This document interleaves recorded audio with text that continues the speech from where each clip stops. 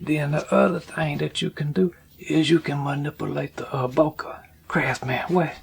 The bokeh is the out of focus area where there's intense lights, intense points, bright points, and it might be usually a circle or a hexagon or an octagon.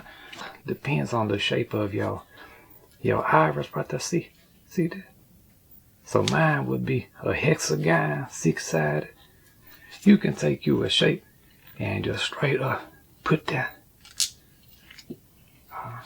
It is also possible that you could make you a small version and stick it on the back of your lens, and it should work. But personally, it's just easier to get to the front of your lens.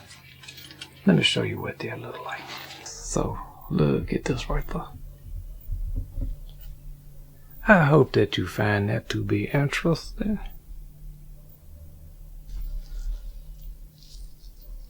You know. And it don't have to be limited to a heart shape. It could be whatever that you so desire that you can do.